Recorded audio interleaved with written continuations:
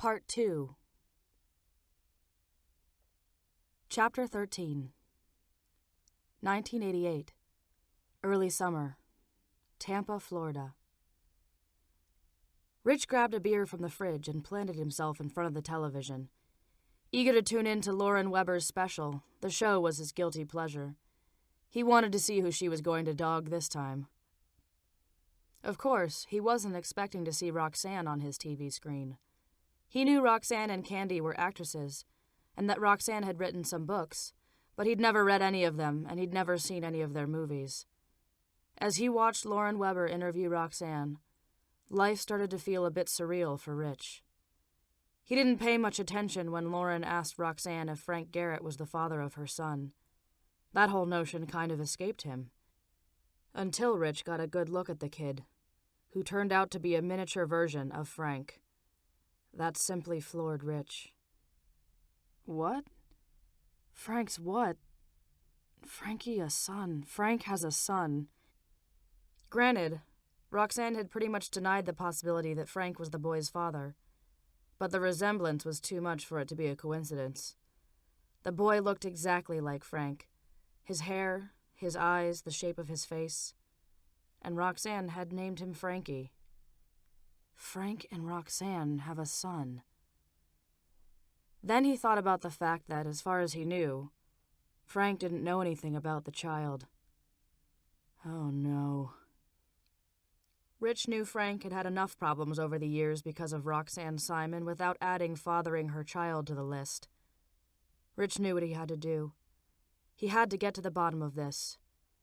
Unfortunately, he knew of only one way to do that. He'd have to see Candy. But was he ready for that? He hadn't contemplated seeing her again. He didn't think he'd have to. For the most part, he'd put her behind him. He'd convinced himself that whatever had existed between them was over and done, and he didn't care if he ever saw her again. But because of Frank, he had to. Roxanne was sitting at her desk in her study. Having chosen to start working on the autobiography, she let the consequences of that decision sink in. Finally, the whole truth would be known. That, of course, meant she'd have to tell the truth about Frank Garrett, that he was Frankie's father. Admitting that publicly would also bring about a whole slew of questions that she'd be expected to answer. Like, for instance, why she had let someone else, namely Kirk Bronson, claim to be Frankie's father. Kirk Bronson. She'd caused him a lot of trouble without trying. The famous musician from England had been cast as her first co-star, and they quickly became the best of friends. Roxanne had also formed an amiable friendship with Sarah, Kirk's wife. During the filming of The Secret, Roxanne hadn't been all that stable mentally. The handful of people who knew about it, including Kirk and Sarah, kept it very hush-hush. Roxanne's scenes had been filmed after Frankie's birth, and the movie premiered when he was about 10 months old. The producers persuaded Kirk and Roxanne to attend the premiere together for publicity purposes. Roxanne and Kirk had strolled down the red-carpeted walkway, pausing periodically to pose for pictures. This in itself had made Roxanne extremely nervous. Everybody told her that using a stage name would make her virtually invisible, but she knew if Frank saw any one of these pictures, he would know it was her. The pack of reporters began asking the usual questions, all taking note of the answers given to the others. Someone called to her from out of the crowd, and by her real name. "Roxanne, has Frank Garrett seen the baby yet?" Roxanne froze. Kirk had known how Roxanne felt about Frank finding out about the baby. So, without giving a second thought to the consequences, he said, "Why would Frank Garrett want to see my son?" Needless to say, the press had a field day with that one, which, incidentally, led to a divorce between Kirk and Sarah Bronson. And now, all these years later, Roxanne had no idea if Frank knew about Frankie or not, much less Kirk's public declaration that he was the boy's father. If Frank did know about it, did he believe what he'd heard? Over the years, Roxanne had tried to put the memory of Frank Garrett to rest, but all her attempts were in vain. While she refused to acknowledge his existence to most people, still she knew. She knew everything that had ever happened to Frank and Garrett Hollander during the past 5 years. She knew that every song he'd ever written was about her, and she knew every last one of them all too well. Whether the topic included anger, hatred, vengeance, or simply regret, the subject was always the same. The subject was always her. Ironically, she'd thought she could run away. Yet every time she turned around, there he was on some radio station somewhere, singing about her. Roxanne shivered, trying to shake all those songs out of her mind and her heart. Granted, she hadn't always handled the past the best way she could have. But the one thing she had done right back then was accepting a minimal actor's fee in exchange for a small percentage of the first movie's profits. The Secret grossed over $100 million, and Roxanne quickly realized the position she and Candy were in. Before agreeing to sell the movie rights to her second book, Always and Forever, she insisted on retaining 5% of the profits. With 2 box office hits under her belt, Roxanne ended up a wealthy woman. Candy and Frankie sat side by side in the living room watching TV. The telephone rang and she answered it without much forethought. "Candy," she heard Walt's voice. "Yes, Walter, it's me." "I got this call from Garrett Hollander's manager." His voice was filled with confusion. At the mention of the famous rock group, her heart jumped into her throat. "It seems that Rich Hollander is trying to contact you," Walt said. "I didn't know you knew him that well." "Well, that was way before you entered the picture, Walter." "So what's this all about?" "I haven't a clue," she said. "You've had more contact with them than I have." "There's a phone number." Candy took the number and couldn't resist calling right away. "Hello?" She recognized Rich's voice. After all those years, hearing it was comforting.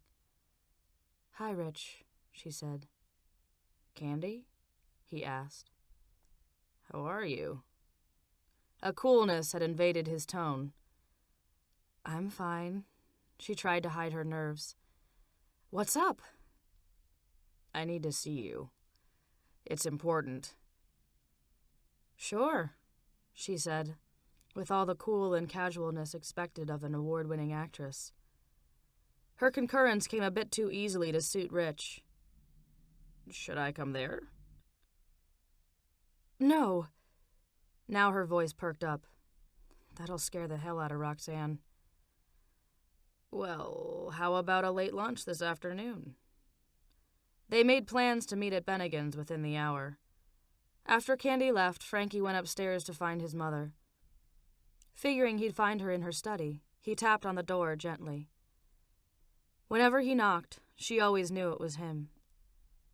"Hi, sweetie." Her voice traveled through the door. "Come on in." Even at his young age, Frankie knew his mother worked in her study. What she did in there, he wasn't exactly sure. But he knew, while she was working, he wasn't supposed to disturb her, unless something important came up, and Frankie figured this was important. Roxanne smiled, watching him run across the room. "What's up?" she asked. "Did Aunt Candy abandon you?" "What's that mean?" "Did she leave?" "Yes," he said, and then his eyes lit up like he remembered why he'd come in. "Mommy, who's Rich?" "Rich?" The mention of his name startled Roxanne. "Yeah, Rich. Aunt Candy was talking to him on the phone," he said, "and then she left to go see him." "Frankie? Have you been eavesdropping on Aunt Candy?" As soon as she asked the question, she realized he probably wouldn't know what that meant. "Never mind. See, he's an old friend of Candy's." She stumbled around the words, trying to explain. "She knew him a long time ago. Before you were born." "Oh." Slowly, Frankie headed for the door. He opened it and then turned to look back at Roxanne. "Mom, is Rich ugly?" he asked with a puzzled look. "Why would you think he's ugly?" "Aunt Candy told him not to come here because he would scare the hell out of you." Roxanne chuckled. No, he's not ugly. She just meant that seeing him again, after all this time, might be a shock for me. Roxanne found herself wanting to say, "Know your favorite band, Frankie? Well, Rich plays in that band." But hell, if she was going to go that far, then she might as well go all the way and tell him the singer was his father. But like Frankie's father had said, there are things that should just be left alone. This was one of them. She could be certain about one thing, though. If Candy was meeting Rich, then Frank couldn't be far behind. Roxanne didn't harbor any delusions about Frank or the predicament she'd gotten herself into. She knew she'd have to tell him the truth. But that didn't mean she had to like it. In the end, there would be no easy way to achieve this task. No matter what method she used, it wasn't going to be pretty. By the time Candy arrived at Bennigan's, the restaurant was already packed with the afternoon crowd. That worried Candy, since lots of people tended to inspire overzealous fans. She kept her sun clouds on as she made her way through the restaurant, following the hostess back to the secluded table where Rich was waiting for her. When she was no more than a few paces from his table, Rich stood. "Hello, Candy." He brushed his lips against her cheek. "You're looking well." She smiled and sat down. "You don't look so bad yourself," she said, taking off her shades. "Your waitress will be right with you." The hostess placed menus on the table. "Can I bring you something to drink in the meantime?" "Can I get a draft?" Candy needed a drink. "2," Rich said, and the hostess was off. He passed a menu to Candy, along with a smile that she figured he probably wasn't aware of. His eyes crackled with fire, sending her heart into a frenzied outburst. Looking at him now, the realization of just how much she'd missed him came back to haunt her. She wanted him to hold her and comfort her and tell her everything was going to be okay. But she didn't hold out much hope for that happening. I guess I owe you an explanation," she said, desperately trying to think of one. "You don't owe me anything." He let her off the hook. Rich didn't see the sense in getting all uptight over something he no longer cared about. He'd come there for one reason, and it wasn't Candy. All Rich wanted to know was if Roxanne's kid belonged to Frank. All the rest he didn't give a damn about. Well, that's what he told himself. Someone popped over and dropped off 2 mugs and a pitcher of beer. Candy smiled and Rich nodded and filled the glasses. "Well, I'd like to give you one anyway," she said, taking the glass he offered. "Just as soon as I can think of something." She laughed. "Candy, you had every right to go anywhere you wanted, without permission from me." His words rang coolly in her ears. Their waitress appeared, easing the tension a little. "Are you ready to order?" she asked with a smile as she glanced back and forth between them. Recognition lit her eyes. Rich mumbled a couple of orders and waved the waitress away. Turning back to Candy, he said, "You've done well for yourself. Both you and Roxanne." "I might say the same for you, too. 3 albums. That told him she knew all about Garrett Hollander's achievements. Well, he tried not to laugh at the thought of comparing Candy and Roxanne's Cinderella story to his and Frank's 11th hour reprieve. "Our success didn't come as easily as yours." "Well, most of what happened to us was accidental, especially on my part." "I guess you were in the right place at the right time, huh?" There was a degree of certainty in his words. A group of waiters and waitresses had gathered around the corner, securely hidden from view. "She's right," a waiter declared. "That's Rich Hollander and Candy Simon." "What are they doing in Tampa?" another asked, skeptical.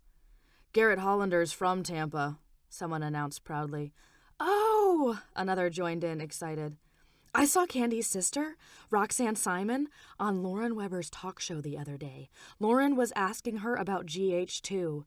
Roxanne acted like she didn't know much about them, but Lauren thinks her kid belongs to Frank Garrett." "I saw that show," someone else said. "Roxanne didn't give Lauren's allegation any merit." She paused, as if considering the possibility again, and then gave her head a decisive shake. I don't believe it. Rich and Candy's waitress finally spoke up. Well, there may not be anything going on between Roxanne Simon and Frank Garrett, but there's certainly something going on between those two, she said of Rich and Candy. Back in the dining area, Rich peered into Candy's eyes. The reason I asked you to meet me is because I have to ask you something. He paused, wondering if his efforts were useless. He knew Candy would do whatever she deemed necessary to protect Roxanne. She'd proved that 5 years ago. Is something wrong? She asked. I saw Roxanne on TV the other day. I want to know if it's true. What? Is that Frank's kid? Frankie? She said, like that was the dumbest thing she'd ever heard. Yes. Rich stopped, hesitating on purpose. Frankie. He didn't want to put too much emphasis on the boy's name. There was always the chance that it had nothing to do with Frank. A small chance. But the likelihood was there that Roxanne had named her son after her father, and not Frank at all. Still, no matter who the kid was named after, if Frank was the boy's father, Rich had to tread lightly because if Candy got the idea that she was being backed into a corner, she'd clam up, and he wouldn't end up learning a damn thing. Candy didn't say anything for the longest time. Instead, she searched her brain for a way out of this one. She wasn't the world's best liar, and everybody knew that, including Rich. Then, all of a sudden, it hit her, and salvation, in the form of the truth, came to her. Seems to me, she said, that I recall Kirk Bronson claimed to be Frankie's father. And that was, in fact, what actually happened. Truth could be a relative thing when Candy found a way to entangle it with a seed of reality. Publicly, too. And it cost him his marriage. She gave Rich a little smile. Now, it wouldn't make much sense for him to do something like that if it weren't true, now would it? Rich felt the defeat closing in on him.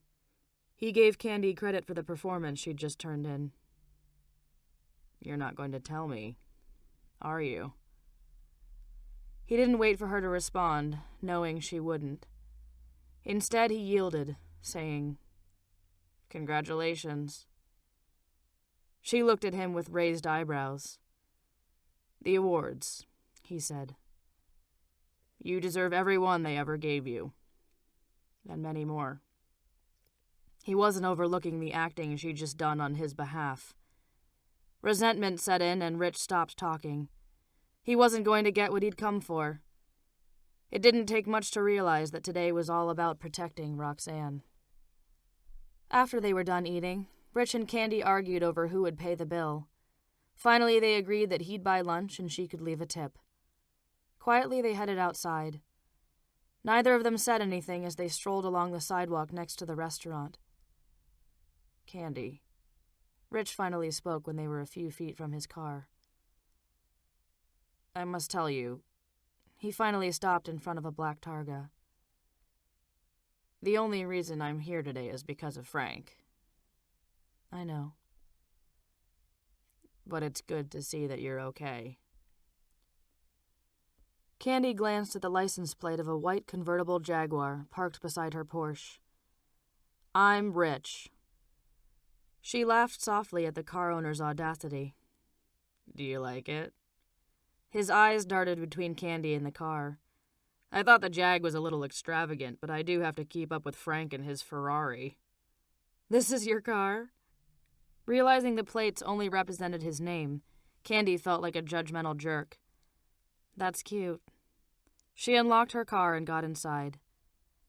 You take care of yourself, he said, closing the car's door. Rich. Candy rolled down the window. Did Frank see the show? I don't know. A wave of remorse and regret washed over Candy. Rich, she latched onto his hand. Would you do me a favor? That depends. He made no move to retrieve his hand from hers. Would you meet me at the other place tonight? For old time's sake. She tried to give him a reason to show up, other than just to see her. He hesitated and cleared his throat. All right. He slipped his hand away from hers. For old time's sake. She got the feeling he meant that. For old time's sake, and nothing more. Once Candy arrived back at the house, she went to look for Roxanne. She had to tell her about her meeting with Rich. She found Roxanne sunning by the pool. Candy explained what had happened, and Roxanne began gathering up her things. I appreciate it that you covered for me, and I know this thing with Rich hasn't been easy for you. I gotta tell you, Candy said. I really don't think he believed me. Did he say much about Frankie? Candy assumed she was talking about Frank. Not really. He was more interested in little Frankie. Do you think Frank's in town? Rich didn't act like he was, she said, and let it go at that. She purposely forgot to mention she had a date with Rich that evening. Later that night, Roxanne didn't give it much thought or bother to ask where Candy was going. Instead, she spent her time convincing herself that Frank wasn't in town. Denying it was much easier than worrying about it. Still, she found herself yearning for some familiarity. She longed to find something positive about her affair with Frank Garrett, and contemplated dropping in on the other place. From her car, Candy could see the small crowd hanging out in front of the bar. Somehow she knew Rich stood in the midst of all those people. She hesitated briefly, then pushed herself to open the car door and get out. Nervously, she headed toward the group of people. Rich's smile said he'd been enjoying the crowd's attention, but he cut them off swiftly when he saw her heading his way. Well, it was nice seeing you all again. He strolled toward her with a slow swagger, unaware of the smile crossing his lips as he slipped his hand around hers and kissed her cheek. Sorry I'm late, she said as they entered the bar. Rich pushed their way through the mass of people. Candy held fast to his hand, following close behind him. The whole scene reminded her of a time so long ago. They found an empty stool at the small bar in back. Rich stood beside it, gesturing for her to sit. Place is pretty crowded, huh? She hopped up on the bar stool. Guess some things never change, he said, distant. They ordered drinks and autographed a napkin for the bartender. Candy sipped on her beer and hesitated before setting the bottle on the bar. So tell me about your life.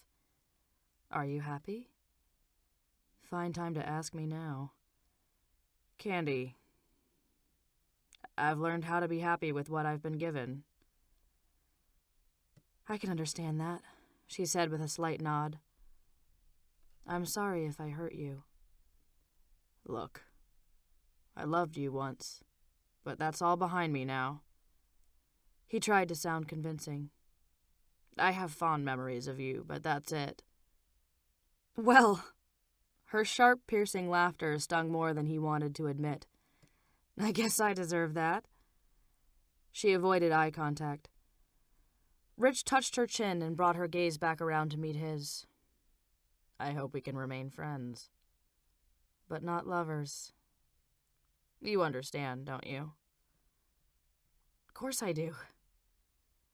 She tried to contain the hurt building up inside. Hell, I'm lucky to attain that. There will always be a special place for you in my heart. But never your life. She knew her eyes would give her away, so she looked off behind him and felt her mouth fall practically to the floor. Are you all right? I don't believe it, she said softly, trying to crouch down behind Rich. What's the matter? You look like you've seen a ghost. Worse, she said. I see Frank. Frank leaned against the bar and combed his fingers through his well-trimmed hair. He took a drink of his beer and then scanned the crowd as he adjusted his Varnays. The sunglasses were a habit he'd acquired while the band recorded the first album. It hadn't taken him long to realize that his eyes were the mirror to his soul, and Roxanne had seen that. He had to make sure that no one else ever accomplished what she'd done when she managed to invade his heart. After that, Frank was determined that no one would ever peer into his baby blues again. From that moment on, he was never seen anywhere, by anyone, without a pair of shades. Frank had quickly figured out how to keep women at a distance, but it had taken a lot longer to realize he couldn't turn any of them into Roxanne. No matter what he did to make them look like her, whether it be matching her hair color, or fitting them with contacts that somehow missed the mark on her violet eyes, he just couldn't seem to get any of them to act like her. He'd long since tired of looking at other women with similar resemblances and being reminded of Roxanne. Just once he wanted to see the real thing, and not up on some silver screen or in any magazine. Frank stared absently across the bar, and suddenly it hit him. There she sat, directly across from him. And it wasn't some look-alike. Oh no, this was the real thing. He'd loved her, and he'd hated her all too much over the last 5 years not to know her when he saw her. Their eyes locked. Frank was wrapped in relief, but it didn't last long, pushed aside by anger and rage that suddenly filtered out and stretched across the bar. Roxanne's expression stilled, then grew alarmed. She tucked her purse under her arm and bolted for the door. No. Frank chased after her. No way he would let her get away again. Not this time. Anxiously, he pushed his way through the crowd. They were grabbing at him, calling out to him, trying to stop him, trying to talk to him. But he didn't want to talk to any of them. He only wanted to get to Roxanne. More than anything else, he wanted to catch her and make her explain why she'd betrayed him. Frank rushed outside, finding only a crowded parking lot and a few people hanging around. He didn't see Roxanne anywhere. Searching desperately, he tried to see her out there somewhere. Anywhere. He didn't pay much attention to the red Porsche as it sped away. Instead, he hurried through the parking lot, quickly scanning each vehicle as he passed it by. His efforts were fruitless. Nearing exhaustion, he slowed to a trot and then a walk. Finally, he accepted it. She was no longer there. Not anymore. Desolation setting in, he headed back toward the bar. Cruising along the side of the building, he cursed himself silently. He'd come so close. Yet she'd slipped through his fingers once again. But now, Frank wanted to find her more than ever. Hatefully, he kicked the side of the building, but failed to release his anger.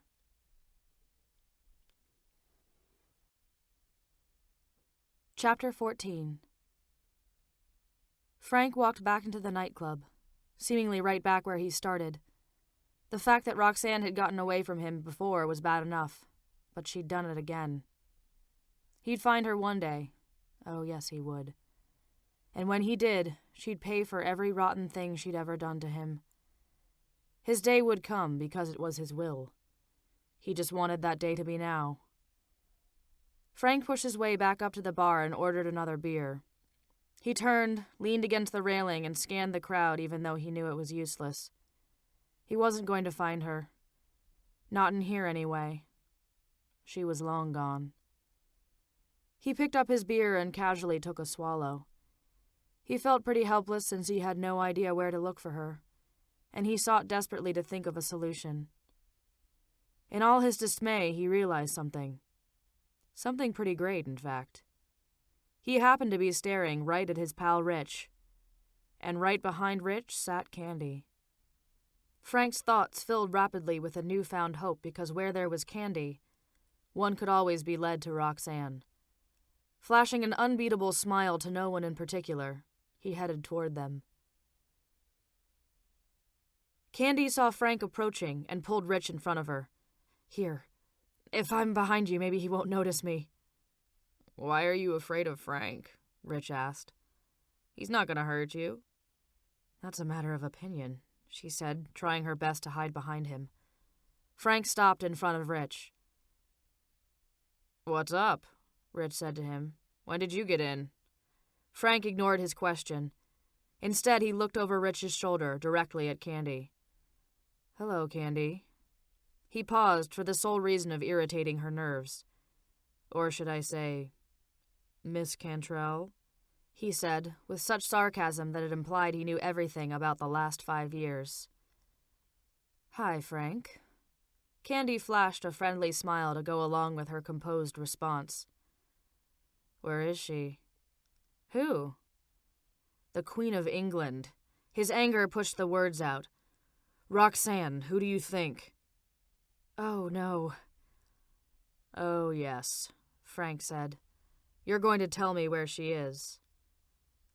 No, I'm not. Yes, you are. I'm not. You will. I won't.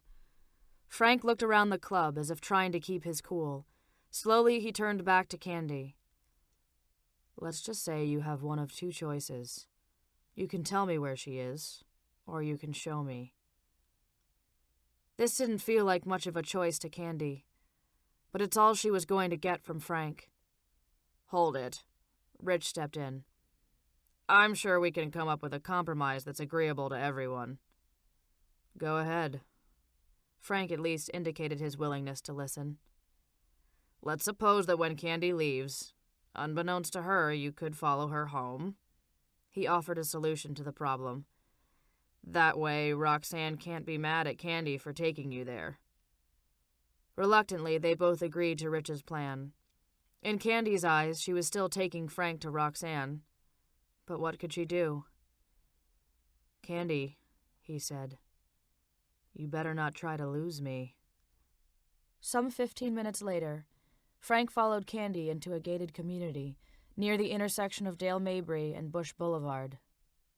Her car came to a screeching halt at the front door of a 2-story corner lot. She charged toward the house as Frank and Rich's cars lined the driveway behind her Targa. She veered away from the house and stormed toward Frank's car, motioning him to lower the window. You stay here. She tossed him a ferocious glare. I'll go find her, and she'll decide whether or not you can come inside. We're either going to have it out inside the house or out here in the front yard. Frank propped his hand up in the window and gave a dismissive wave. Makes no difference to me. While Rich and Candy went inside, Frank looked at the house, studying it. He could feel Roxanne's presence all around. It suited her. Clearly this house was not a home for every budget, but it didn't indicate a showy celebrity status either. Practical elegance. Exactly the kind of house he would have imagined her to live in. Roxanne and Candy. He reminded himself of the agonizing fact that she lived there without him. Damn you, Roxanne. This should have been their home, his and Roxanne's. If she would have had a little faith and trust in him, he would have accepted the kid, even if it wasn't his. Rich came back outside and leaned down to look at Frank through the open window. She's not here, man. What kind of car does she drive? Candy says a red Carrera. Frank nodded and revved the engine, recalling the red Porsche speeding out of the parking lot back at the club. He looked at his friend and smiled. I know where she is. Listen, buddy. Rich straightened and tapped the car door a couple of times. You be cool, okay? Frank laughed softly. Cool is my middle name. He hit the gas and sped around the other cars, leaving Rich standing in the driveway. If Frank knew Roxanne like he thought he did, there was only one place she could be. Sunset Beach. Without further ado, he headed straight for the freeway. On the drive across the bay, Frank thought of little else but finding Roxanne. By the time he reached Sunset Beach, his resolve was still intact and stronger than ever. He cruised along the shore until he spotted a red Porsche. Moving closer, he was able to read the license plates. Roxy. Luckily for him, that was a dead giveaway. Frank parked his Ferrari beside the Porsche and got out as quickly as possible, careful not to shut the door too loudly. He knew she was there. Somewhere very near. He didn't want to give her any forewarning that she had company, namely him. Walking from the pavement to the sand, he could see her silhouette sitting out there in the darkness. Quietly, he crept up behind her. Finally, he had her. No way could she get away again. Not this time. He stopped a couple of feet behind her and stood there with his hands in his pockets, fighting desperately to collect his emotions. Little did he know, but she knew he was there. She could feel his presence even though she couldn't see him. If she wanted to Turning around would do the trick. That's just it. She didn't want to look at him. If she did, there was always the chance that all those old feelings might come flooding out again. Being so close to him now, she knew that was a very real possibility. A chill shivered through her as she searched the ocean's calm, seeking inner peace. "Why did you come here?" she asked with difficulty. I think I'm the one who should be asking questions. His stoic voice gave nothing away about what he was feeling. She made no effort to turn and look at him as he continued to stand behind her. And she didn't say anything more. She only stared out at the ocean. Why did you leave like that? He asked calmly. Roxanne didn't move. She didn't make a sound. Did he mean so much to you that you could just up and leave me like that? Bitterness invaded his tone. Without a word? Confusion washed over Roxanne. Surely he wasn't talking about Frankie. Curiosity pushed her to glance over her shoulder, but she didn't attempt eye contact. All at once, Frank's temper enraged him. He snatched her up by the arms, pulling her to her feet. Roxanne closed her eyes as he shook her. "Damn it! Look at me when I talk to you," he ordered viciously. "Did you leave me for that English faggot?" "What?" Slowly she opened her eyes, expecting to see those piercing baby blues. Instead, she only saw the sunglasses. "Take those off," she said. "If you want me to tell you anything." Frank ignored her. "I have just one question for you, and you better tell me the truth." His burning hatred seeped out in his tone, his glare, his grip. God help you, it better be the right answer. If she answered wrong, he was going to kill her right then and there. Roxanne closed her eyes again, fearing what was coming next. Is he my son? She nodded slowly. Yes. Frank pushed her away, and Roxanne started to cry. Why? His pain seeped out in his voice. She didn't know what to say. What could she say after all this time? Nothing. Nothing that would make it okay. Why did you let someone else publicly claim to be his father? He couldn't understand what she was thinking when she decided to let that happen. Why did you hide our son from me? How he hated her for that. Hiding Frankie's paternity hadn't been something she'd gone to great lengths to plot against him. But after all this time, Roxanne knew that any attempt at an explanation was fruitless. It just happened, she said helplessly. It just happened? His skeptical laughter shot through her like hot shards of jagged glass. Come on, Roxanne. You're a writer. You can come up with a better one than that. You know, Roxanne was tired of taking all the blame. When I left, we weren't exactly the picture of perfection. You hated me. Do you remember that? Yeah, he said softly. But it wasn't hate. I didn't hate you then. Oh, but how he hated her now. Jesus, Frank, I was your prisoner. I was just trying to protect you. From who? From you, Roxy, he said. From you. If I'd told you I was pregnant, she said, what would you have done? I would have taken care of you and our baby. Hell, Frank. Her laughter had a bite to it. You couldn't even take care of yourself, she said, much less me and a baby. There it was, the cold, hard truth. She'd never had faith in him. Roxanne, he said in a quiet, calm tone. I would have done what I had to do. You would have had to quit the band, is what you would have had to do. So what? So what? Her words tore at him, You would have ended up hating us for that. That was not your decision to make. He cleared his throat and wrangled with his anger. She wasn't going to hang irresponsibility on him. Not when he hadn't been given the chance to prove he would have done otherwise.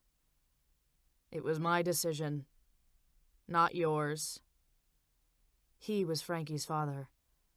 By depriving him of that knowledge, she'd taken away his God-given right. She had no right, and he hated her for that. Frank intended to see to it that she paid. It might be the last thing he ever did, but somehow, some way, someday, Roxanne Simon was going to pay. I know you hate me for what I've done to you, Roxanne said, and you have every right. Damn right I do. She was starting with the waterworks again, but that didn't carry much weight with Frank. And I know there's no way I could ever make it up to you.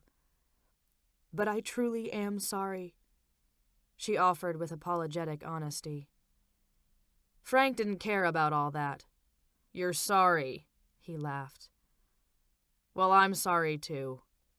It's not enough, Roxanne. I know. She waded through her tears. He hoped she choked on them. I know you hate me. Well, you're right about that. I do hate you. Roxanne's tears magnified and everything went blurry. Racked with sobs, she turned away. Come here.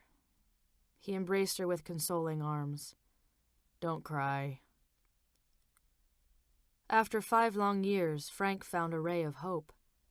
He thought maybe, just maybe, things were finally going to go his way. Please. Roxanne fell into his trap, succumbing to the faux comfort he offered. He's all I've got in this world. Please don't turn him against me.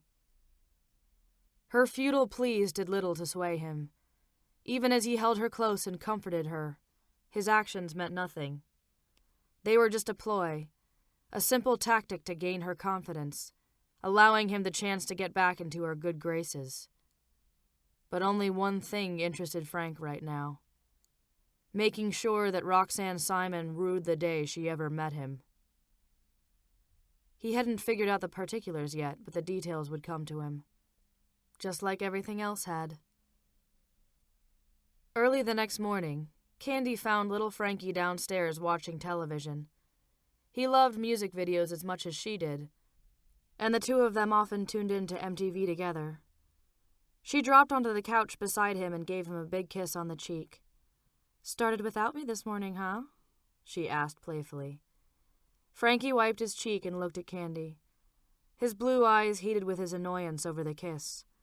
The displeasure shooting out from his eyes was so hauntingly familiar. It hit Candy with a surge of anxiety. "They're going to play Garrett Hollander," Frankie said knowingly. "Well, of course they are." Candy never got tired of the irony over Frankie's favorite band turning out to be Garrett Hollander. And she wasn't surprised when the music to Wild She-Cat filtered out from the television speakers. See? There they are now. Frankie zeroed in on the TV as Frank started to sing. She does her best work under the cover of night, and no matter what she tells you, she just wants to avoid the fight. You're looking at her, but she's looking away, and I can tell you it's going to cost you. Nothing is free here today. Frank parked his Ferrari in front of Roxanne's house. In the highest of spirits, he grabbed the brown teddy bear as he got out of the car. Jubilantly, he sauntered up to the door and rang the bell. Feeling totally entitled, he waited for someone to open up and let him in. The door opened and some guy stared blankly at Frank. "May I help you, sir?" "Yeah, I'm here to see Roxanne," Frank said insolently. "Miss Roxanne is still sleeping." The guy made no move to extend an invitation inside. "I'd like to see Frankie then." Frank wanted very much to push his way inside. "Frank," Candy appeared from around the corner. "It's all right, Jameson." She called him off. "I want to see him," Frank said to her. I want to see for myself. He knew when he laid eyes on the boy, he'd know if he was his. If it turned out to be true, Frank planned on telling him. Candy had to know it was useless to fight with Frank, or to try to talk him out of it. With a bit of reluctance, she pointed to the living room. To his surprise, Frank found his son watching a Garrett Hollander video. He strolled to the couch and sat down beside the boy. Frankie's eyes never left the TV. Shh. He gestured with a finger over his mouth. This is my favorite band. He whispered a fair warning to be quiet while he watched the rest of the video. She's a wild she-cat, and her heart is cruel. She's a wild she-cat. You better watch your back, boy. With the video just about over, Frankie cut his eyes toward Frank. His eyes grew wide and his mouth dropped open. Frankie looked back at the TV and then back at Frank again. Do you know who I am? Frank asked. Yeah, Frankie nodded. You're my favorite singer. Frank took off his shades and smiled. Hi, I'm Frank Garrett. He offered his hand to Frankie. Wow, Frankie exclaimed as they shook hands. Your name is like mine. That's true. Do you know why that is? Frankie shook his head. Because your mother named you after me, Frank said. That statement confused Frankie. As far as he knew, he'd been named after his father and his grandfather. But Frankie was distracted by the bear Frank had and didn't say anything more about his name. Here, Frank said, offering the toy to him. This is for you. Frankie reached out, but he stopped short as a wry look crossed his face, and he slumped back against the couch. What's wrong? Frank asked. My mommy says not to take gifts from strangers. His distressed expression showed his disappointment. I think it'll be okay, Frank said. But just in case, we'll ask your mom. Frankie's face lit up. Has your mom ever told you about your father? Frank asked, realizing Frankie did have his eyes. But he'd known the truth the moment he walked into the room. My daddy can't be with us, he told Frank. But Mommy says he loves me. Have you ever met your father? Frank wanted to know if Roxanne had taught him that Kirk Bronson was his father. Do you know who he is? I never met him, but his name is Frank. His face tightened. He loves me. My mommy said so. She's right, Frankie. I do love you. A sad and distant smile curved on Frank's mouth. I'm your father. Frank Garrett. Candy entered the living room. Don't start, Candy, Frank said calmly, putting his Varnays back on. Frankie, he turned to the boy. Why don't you go upstairs and tell your mom I'm here, okay? Okay, Frankie nodded. You're not going to leave, are you? No, I won't leave without saying goodbye first. Candy watched Frankie run out of the room, and then she turned to the uninvited guest. Frank, she scolded him. How could you tell him that without talking to Roxanne first? You know what, Candy? Frank said in a less than friendly manner. He shouldn't have to be told who I am. Frank had a point, but Candy remained forever the optimist and eternally on Roxanne's side. You should have given Roxanne the opportunity to tell him. She's had 4 years to tell him. Do not use my nephew as a weapon in your vendetta against Roxanne. Candy glared at him. She was serious. It was almost amusing. I have no intentions of hurting my son. Not that Frank needed to justify his actions. He hadn't placed Candy on his list of favorite people any more than Roxanne. He hadn't forgotten that Candy had gone to great lengths to help Roxanne keep Frankie hidden from him. What do you think? I'm some kind of monster or something? He asked as if she'd actually hurt his feelings. Frank, he's a wonderful child. Don't take advantage of that, okay?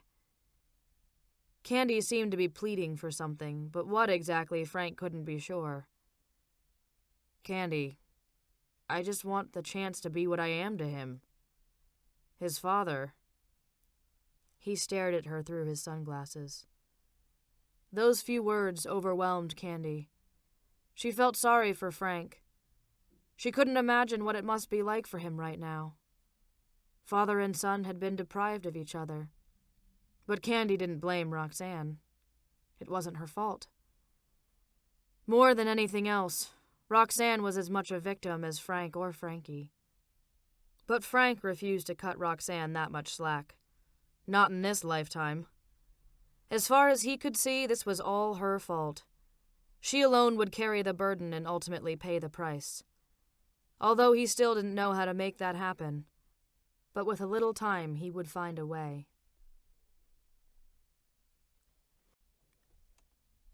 Chapter 15. Roxanne stumbled out of her bathroom and crawled back in bed. She didn't want to get up. Not yet. She wasn't ready to go out there and face the world. She'd better talk to Frankie soon, though. Considering last night's events, it wouldn't take Frank long to show up. And when he did, he'd be demanding an introduction to his son. Frankie burst into her bedroom. "Mommy!" He bounced onto her bed, excited. "You'll never guess who's here." "Who?" she asked, sharing his enthusiasm. "My daddy." "Your daddy?" Roxanne's tone went weak. That thought wiped the smile off her face. "Your daddy's here?" she asked again, trying not to show any fear. "Now?" "Yes," Frankie nodded. "And you know who he is?" He added, as if the man's identity would be news to Roxanne. "Yes, Frankie. I know who he is." "You're right, Mom." Frankie paused, deep in thought. "He says he does love me." "Well, of course he loves you. He would have been here with you if he could." She found herself wanting to, but not fully capable of, explaining why things were the way they were. "I know. But he's here now, and he wants to talk to you." "He does?" Frankie was silent for a moment. And then, as if a memory struck him, he said, "Mommy, what's a wild she-cat?" "A wild she-cat?" She repeated his words delicately. "It's one of my daddy's songs."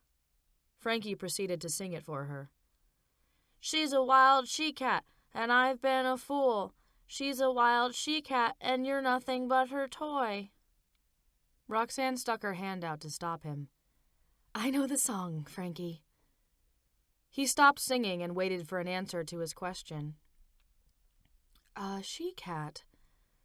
Her voice trailed off as she tried to figure out how to answer that one. "A wild she-cat," Frankie corrected her. "A wild she-cat?" She added extra emphasis to the word wild. "Well, that's just someone who isn't very nice." Frankie nodded slowly. After a moment of deep thought, as typical of a small child's mind wandering from one topic to the next, Frankie looked at Roxanne and smiled. "I'm glad my daddy's back. Are you glad, too?" What was she supposed to say to that? Roxanne could feel herself easily losing this battle with Frank, and rather quickly. "Frankie, go back downstairs and tell your daddy," she used the term loosely, "to come up to my study in 15 minutes. As soon as the door closed behind Frankie, Roxanne jumped up and ran to the bathroom for a quick shower. Once dressed, she headed for her study. The beach and her study, the two most peaceful places on earth for her. Even in her study, though, she couldn't shake the feeling that Frank was up to no good. She declined the notion of deluding herself that he would forgive her just like that. This story didn't have a happy ending. Of that she was certain. Frank and Candy's conversation had gotten a little tense, and he was thankful when Frankie returned. But without Roxanne, that didn't please Frank. "My mommy says to come to her study in the 15. Frankie said to him. In the 15? That confused Frank. He looked at Candy for clarification. She probably wants 15 minutes to get dressed, Candy translated. Moments later, Frankie opened the door to Roxanne's study and led Frank inside. Mommy, look who's here! Roxanne smiled at her son, but when her eyes met Frank's steady gaze, she lost all hope of this turning out well. Hello, Roxanne. Frank's greeting was a little too polite. Hello, Frank.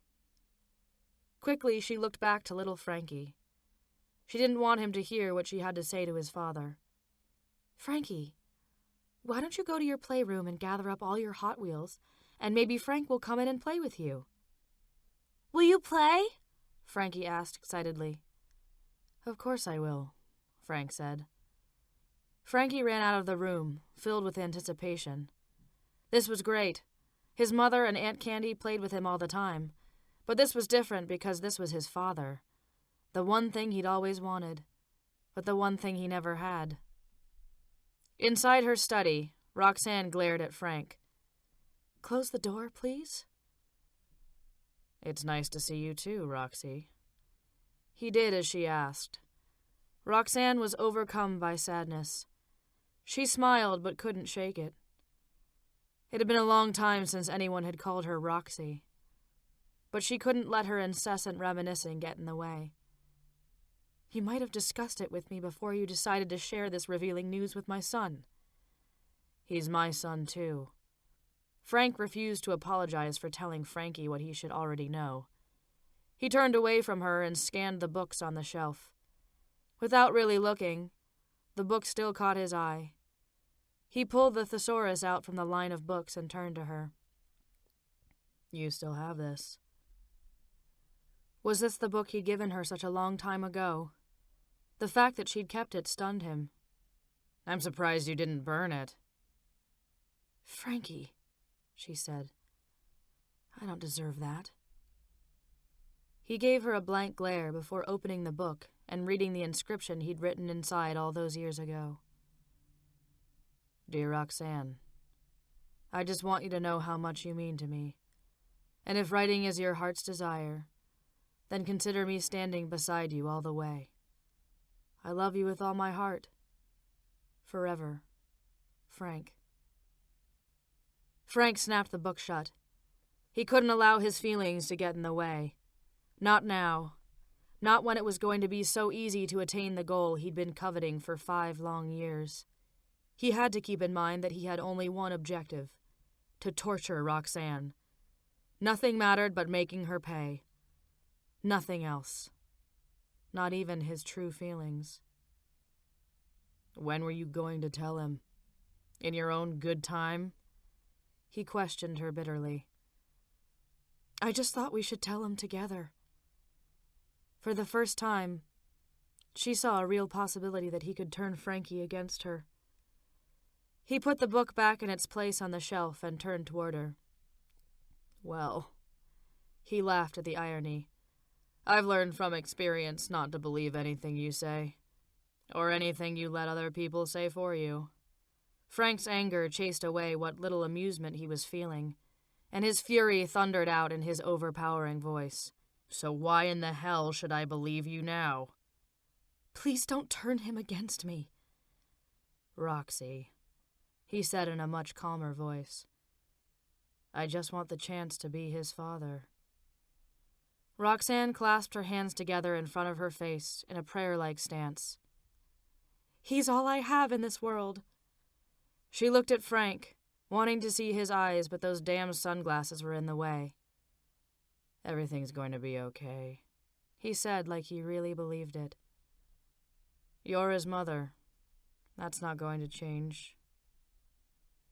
Truth be known, Frank wouldn't want to change that, although he didn't have a problem with making her a very lonely mother, just like she'd made him a lonely father. The gentle knock at the door broke into their unfriendly conversation. It's Frankie, Roxanne said in a tone of never-ending duress. Frank moved a couple of steps toward the door and opened it. Are you ready to come play with me? Frankie asked. I sure am. Frank knelt beside the boy and propped his sunglasses on top of his head. Would you like to go to the zoo tomorrow? Frankie nodded and then looked at Roxanne. Can we go, Mom? Please, can we go? Well, I think he means you and him, she said. He turned back to Frank. But I want Mommy to go with us. Well, of course she's coming with us, Frank said. Frankie grinned and threw his arms around Frank's neck. I love you, Daddy.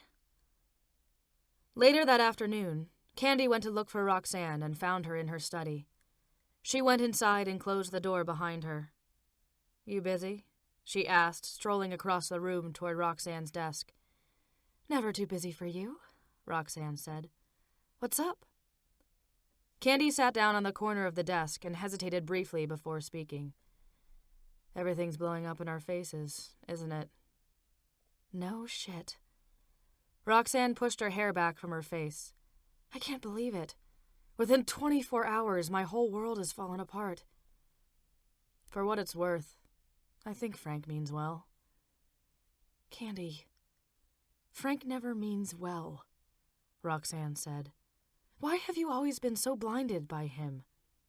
Why was it so hard for Candy to see what was so damned obvious to Roxanne?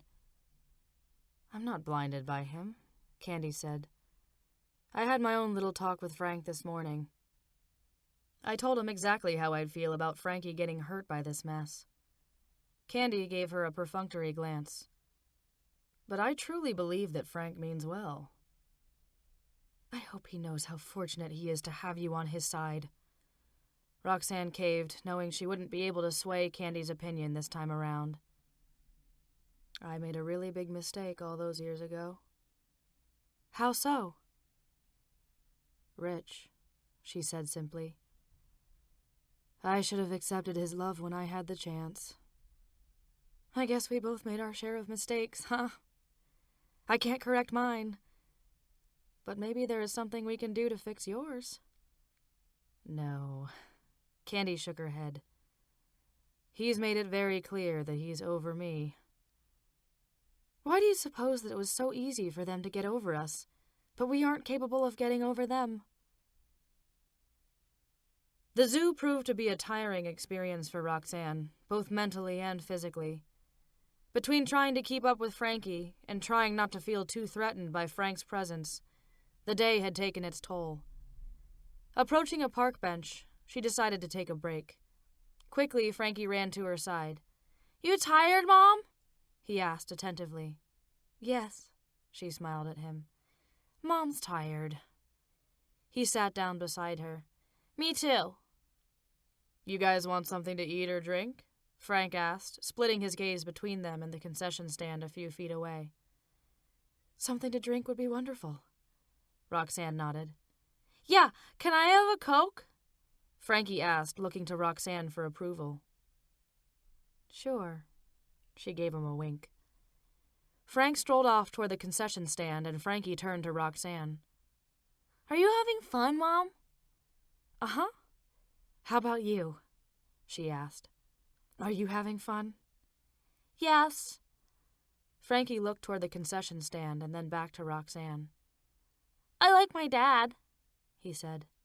Do you like him? Yes, she said with a little smile. I do like him. Frank returned with the cold drinks and sat down beside Frankie. I got you a 7-Up, he said to Roxanne, handing it to her. You still drink it, don't you? She nodded. Frankie took a drink and saw the swings a few yards away. Can I go swing? He asked Roxanne. Be careful. She barely got the words out before he darted off. You're a good mother, Roxanne. Frank complimented her, but it was beside the point. He could have been a good father, too, if he'd been given the chance. He means everything to me. I want to take him for the weekend. She glared at him, horror darkening her eyes. I don't know. Jesus, Roxanne. You act like I'm trying to take him away forever. Frank let his frustration pour out. I just want him for one stinking lousy night. You, on the other hand, have had him all to yourself for 4 years. And what have I had? I have no problem with you and Frankie spending time together, she said. It's just that he's never been away from me overnight. I don't know how he'll react to that. Well, why don't we ask him what he thinks? Frank felt confident that Frankie would jump at the chance to spend the night with him. And he was right. Saturday morning, Frankie had been up since the break of day, waiting eagerly for Frank's arrival. Once he showed up, Frankie kissed Roxanne goodbye, then ran to his father's side. Hand in hand, they walked out the front door and headed toward Frank's car. Frankie glanced over his shoulder and waved at Roxanne. I'll see you tomorrow, Mom. She stood in the doorway watching them drive away. Even after they were long gone, she continued to stand there, staring out into space. She harbored a twinge of resentment and jealousy toward Frank, thinking he'd managed to edge his way into Frankie's heart while pushing her out at the same time. Roxanne wandered around the house until she couldn't remember what she'd been doing from one moment to the next. When she finally realized it, she got scared. Mechanically, she went to the telephone and dialed a New York number that had been permanently etched into her brain a long time ago. Hello? A familiar voice answered the call, but Roxanne couldn't remember who she was calling. Hello, she muttered. What am I doing? Think. She issued silent warnings, but it did no good. Who was she calling, and why? I'm sorry. She shook her head. I can't remember who I was calling. Roxanne.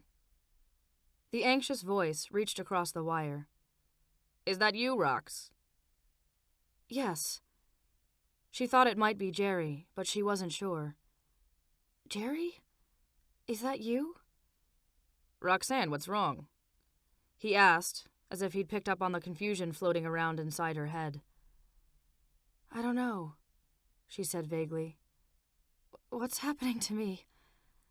Everything's all jumbled up. Her voice trailed off. The line went dead. Chapter 16. Within 2 hours, Jerry and Jason boarded a plane headed for Tampa.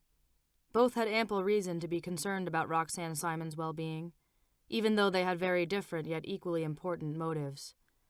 For Jason, Roxanne turned out to be one of his most notable authors, and he hadn't forgotten that her name alone had attracted other successful writers his way. Jerry, on the other hand, felt a sense of protectiveness over Roxanne, much like a parent does for a child. Jerry had treated Roxanne from the beginning of her career, and it had taken him a long time to bring her back from her mental breakdown. Although he'd never admit it, he'd never known what brought it on. Oh, he knew what her problem was. Quite simply put, Frank Garrett was Roxanne's problem. Jerry just didn't know why. Still, he'd managed to bring her back to reality safely, and he'd patted himself on the back more than once for that achievement. But now, a chance existed that Roxanne had fallen over the edge again, and that bothered Jerry. What if he couldn't bring her back this time? Candy guided her Porsche into the driveway, looking at the strange car parked in front of the house. She kept her eye on the unfamiliar vehicle as she made her way up to the house and went inside. Finding Jason Fisher upstairs, pacing the hallway, startled Candy. Damn it, Jason! Her hand flew to her chest. You scared the shit out of me. I'm sorry, Candy. What are you doing here? He stood there with this puzzled look on his face, as if he didn't know what to say. His expression melted into one of immense relief when Jerry came out of Roxanne's room. Jason turned all his attention to Roxanne's shrink. Jerry, how is she? How is she? Candy threw a worried look at Jerry. What's wrong with Roxanne? Candy. Jerry paused, and the silence lingered far longer than she'd like. Roxanne's had a temporary relapse. Temporary relapse? Candy didn't like the sound of that. What the hell do you mean, temporary relapse? There's no reason to think it's anything other than temporary, Jerry said as if he believed it. She came out of it before, she'll come out of it again. How is she doing? Jason repeated his question. She's confused. And worried about something. Jerry looked at Candy. Has anything traumatic happened lately? Well, if you want to call seeing Frank Garrett traumatic, then yes. I suppose so. What happened? The mention of Frank Garrett's name made Jerry nervous. After all, the guy was the root of Roxanne's problem, and Jerry had a deep condemnation for the man even though he'd never met him. He told Frankie he was his father, she said, making a long story short. How did Frankie take that news? Jason asked. Oh, Frankie took it just fine. Candy almost laughed at the irony. His father turns out to be his favorite rock star. Who wouldn't love that? She shrugged, then thoughts of impending doom chased away any amusement she might have been feeling. The thing is, Roxanne didn't take it all that well. I've given her a sedative, Jerry said. She'll rest fine for now. The decision to relocate to Florida wasn't a hard one for Jerry. Roxanne needed him, and most of his patients spent a lot of time in the southern state, so it wouldn't be hard for him to transfer his practice for the time being. The next day, Candy practically waited at the front door for Frankie's return. Her mission was to keep Frank away from Roxanne. She was surprised at how easily he'd bought her story that Roxanne was feeling under the weather. Of course, that wasn't exactly a lie. The days passed, and with Jerry's constant assistance and an array of medications, Roxanne seemingly came to terms with reality. Yet once again, she was totally dependent on the pills. She hadn't been on medication in years. Frank was too caught up in himself and what he wanted and never noticed a difference in Roxanne's demeanor. At present, he'd wrapped himself in the business of Garrett Hollander's next scheduled appearance at the Bayfront Center across the bay in St. Petersburg. He'd persuaded Roxanne to go so Frankie could see his show. Roxanne hadn't been keen on the idea, but what was she supposed to do? She'd come out the bad guy if she refused. She didn't have to like it, but she had to go. She also had the option of insisting that Candy join them. Frank arrived at Roxanne's house with a limo to transport them across the bay. He and Frankie sat on one side of the car, while Roxanne and Candy sat across from them. During the drive, Frank never said a word. Instead, he concentrated on the upcoming concert and his increasing adrenaline rush. How he loved to play. Even more so now. He loved the screaming crowds. The more they shouted, the more he enjoyed giving them what they wanted. Except Roxanne. He refused to play that song anymore. He'd only written it out of anger right after Roxanne left, as a means to disgrace her. I trusted her, but she let me down, 'cause while I was away, Roxanne was out selling herself, all over town.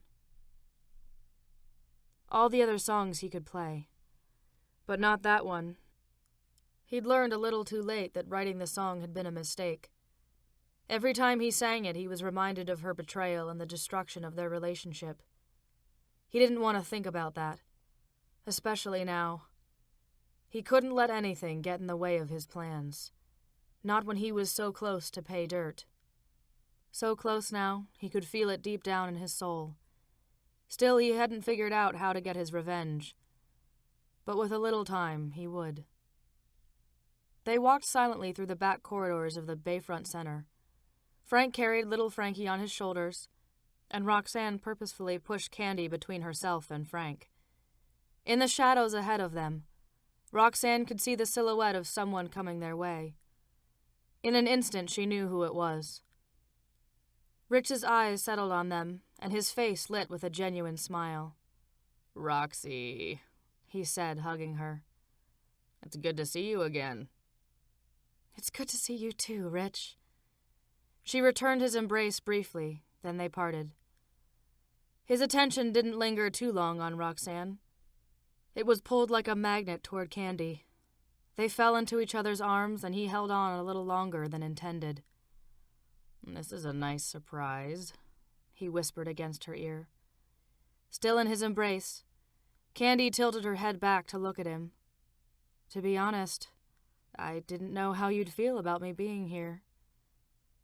Rich slid his hands down her arms and tangled his fingers with hers. I'm glad you're here, he said, barely audible. Get a room, Frank chided them. Rich turned to Frank, and his gaze dropped to the child standing behind him. He knelt, getting down eye to eye with Frankie. Hey, pal. He offered his hand to the boy. I've really been looking forward to meeting you. They shook hands. My name is Rich Hollander. My name is Frankie, he said with a smile. GH is my favorite band. Well, thank you.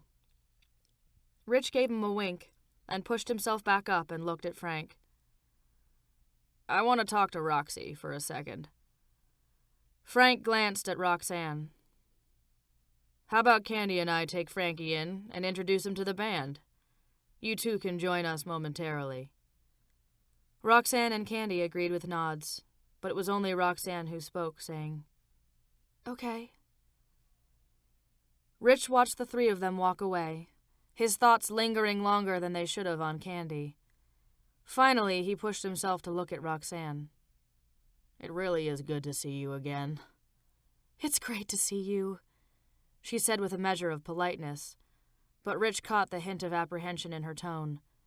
And that, Rich figured, probably had something to do with Frank and Frankie. No matter what happens, Rich cleared his throat. I've always considered you to be my friend, and I'd like to keep it that way. Roxanne couldn't be sure if Rich was talking about her and Frank, or him and Candy when it came to no matter what happens. Nevertheless, she needed all the friends she could get. That's a done deal. I've got to tell you, I saw that show you were on.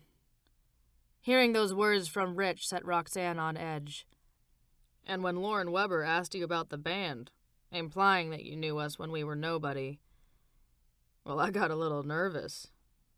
Nervous? Oh, believe me, Roxy, there were a lot of things you could have said. He gave a weary shrug. But you didn't. Do you remember what you did say? I said, she smiled, that I've never thought of Frank or you as nobody. It was at that moment I realized how fortunate I was to know you, he said. And I wanted to tell you thank you for speaking so highly of me, and for not letting her trash what we all shared back then. Jeez, Rich.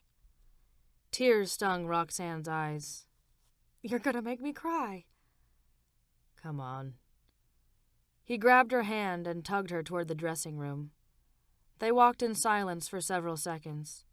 Then Rich said, So, can I get your autograph? During the show, the girls, little Frankie, and Glenna looked on from the edge of the stage.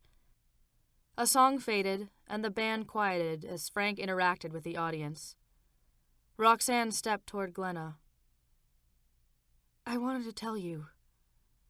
I'm really sorry about lying to you. She offered what she figured to be a long overdue apology. A puzzled look crossed Glenna's face. You lied to me? A long time ago, Roxanne said. When I told you I'd discussed it with Frank. Hey, don't worry about that, Glenna said, letting bygones be bygones. You did what you thought you had to do. Well, you're a lot more forgiving than I probably would be. You've paid a much higher price than I ever did. How so? Have you ever listened to Frank's music? Glenna asked. Rich strummed a few chords on his guitar, and Roxanne looked back toward the stage. Listening to Frank's music was much better than talking about it. Everybody's got their own opinions, and they all know what I can't seem to see. They tell me to shake it off and carry on. But forgetting about her is just so hard for me. It's so easy to tell others what to do. It always seems so easy, when the one that's hurting isn't you. And I can't go on without her, although I've tried. And I can't forget about her, or the way she lied. I can't get past all this indecision, and the way she hurt my pride. I go out and discover new places, but this isn't the way it was supposed to be. And I try to replace her with new faces, but it's her face that keeps coming back to me. I can drink away my sorrows, but my loss will be with me for the rest of my tomorrows. And I can't go on without her, although I've tried. And I can't forget about her, or the way she lied. I can't get past all this indecision, and the way she hurt my pride. The song came to a close, and the crowd roared, yelling and screaming for more. Roxanne was mesmerized, and she began to realize the audience was chanting something. At first she couldn't make it out, but as the mantra grew louder, she found she understood them better than she wanted to. Roxanne. The crowd was begging the band to play the one song she hated. Her heart pounded against her chest. The last thing she wanted to do was stand there and listen to Frank sing that song. Little did she know, but she didn't stand a chance in hell of hearing Roxanne tonight. Everywhere Garrett Hollander played, the audiences tried to coax them into playing that song. But no matter how hard they chanted, Frank never gave in. Still, the audiences tried. Frank ignored the spectators now, just as he'd done hundreds of times before. Yet if he'd had the slightest notion how much anguish the song would cause Roxanne, well, he might have played it, just to get under her skin. Luckily for Roxanne, he had no idea how the song would affect her, and once again, another crowd failed to coax Garrett Hollander into playing Roxanne. The moment Roxanne returned home, she ran for the safety and comfort of her friendly and protective little pills. Without them, she'd be lost forever.